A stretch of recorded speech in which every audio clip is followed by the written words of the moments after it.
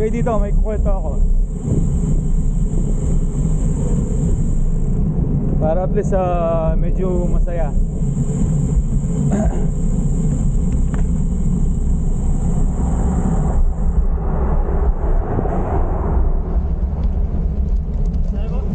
May kukwento ako, sabi ko para medyo masaya.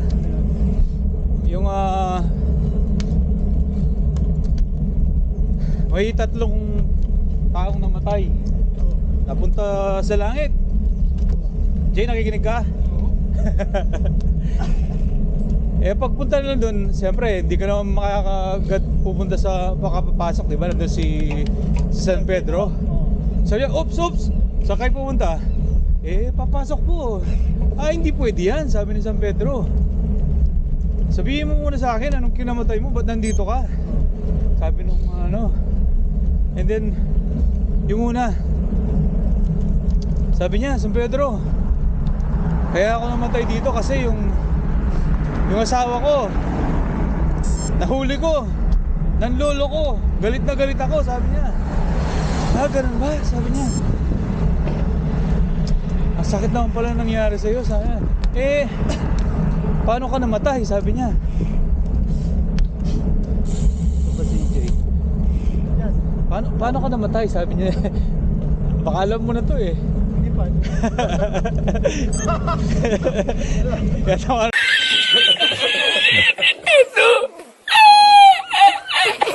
Nabula ka, alam mo na eh. Paano ka namatay? Sabi niya. Kwento mo sa akin. Bakit kita papasukin? Sabi ni San Pedro. Sabi niya, ganito po yun, San Pedro. Sabi niya, alam ko nagluloko yung asawa ko. Umuwi ako ng maaga. Nakita, talagang inuhuli ko sila. Pagkapasok ko sa Pedro, nakita ko yung asawa ko, ubad-ubad, sabi niya, nasa kama. Sabi niya, galit na galit ako. Asan yung lalaki mo? Asan yung lalaki mo? Sabi niya, wala dito, Han. Anong wala? Tingnan mo, ubad-ubad ka. Hindi. Huwag kang mag-isip ng ganyan, ha. Talagang ngayon, maliligo ako, sabi niya. Hindi, sabi niya. Hindi, tama yan. Asa yung lalaki mo, sabi niya. Naganap yung pumunta sa closet. Wala siya nakita. And then, may balkonahe sila, pare. Sa balkonahe, sabi niya, saan? Meron siya nakitang isang lalaki, nakalambitin. Putangin na, ubad-ubad din. Nakashort. Putangin na mo, ikaw yan. Gago! Sabi ng nung nakalambitin. Sir, hindi ako yun. Hindi ako, sabi niya. Putangin na mo, sabi niya. Ikaw kalaguyo ng asawa ko. Sinipa niya. Bumagsak. Namatay ay sa 22nd floor yun eh. Siyempre, mataas, di ba? Pagbagsak niya, pare, may puno doon, sumahabit. Medyo buhay pa siya. Pagbagsak niya sa sabi ng tao, ay Diyos ko, buhay pa ako, sabi niya. Okay, hindi ako pero masakit na ng katawan ko, sabi niya. And then nakita nung lalaki, putangin na mukha, buhay ka pa, ha? Kinuha niya yung rep, may kuha ng refrigerator. Nakita niya doon sa binuhat niya. Binagsak niya yung sa lalaki. Patay yung lalaki, di ba? What the f***? Patay yung nasa baba. And then sabi niya, patay ka na. Pagkatapos yung babae, yung asawa niya, anong ginawa mo? Naitulak din siya. Patay rin siya. Di ba? Kaya ganun sa Pedro, sabi niya. Ganun ba? Sabi niya. Okay, sabi ni San Pedro.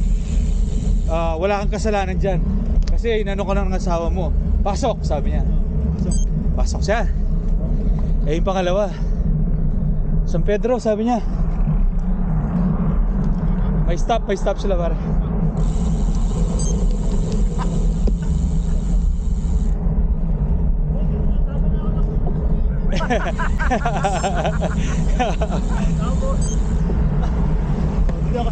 Yung pangalawa, pare. Yung pangalawa, ikaw, sabi niya, anong kinamatay mo? Sabi niya, San Pedro, putang na, hindi ko alam eh. Sabi niya, ba't ako namatay? Hindi ko alam. Ba't nandito po ako? Sabi niya. bakit di mo alam? Sabi niya, kasi po San Pedro, sabi niya, naliligo lang ako. Nasa 23 floor ako, 23rd floor. Eh, yung mga kong towel dun sa balkonahe, nahulog ako, sabi niya. Pero buti na lang, pagkahulog ko sa 22nd floor, nakalambitin pa ako, sabi niya. Sabi niya, ganun ba? Sabi niya, oo. Pero may isang gago, putang na pinagsisipa ako, sabi niya.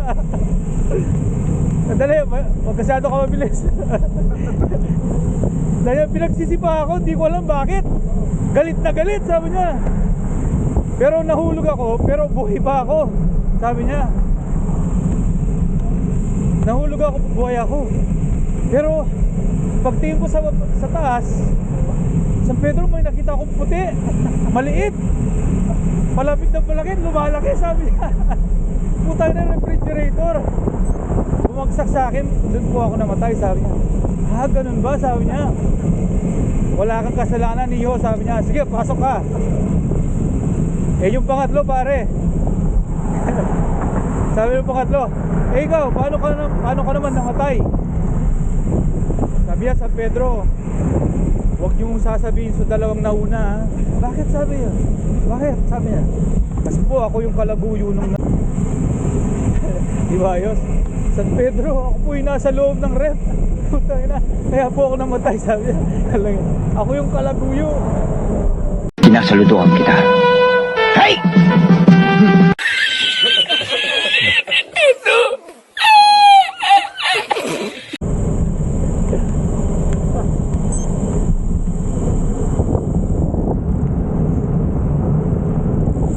Mga gustong bike ride, pare, di ba?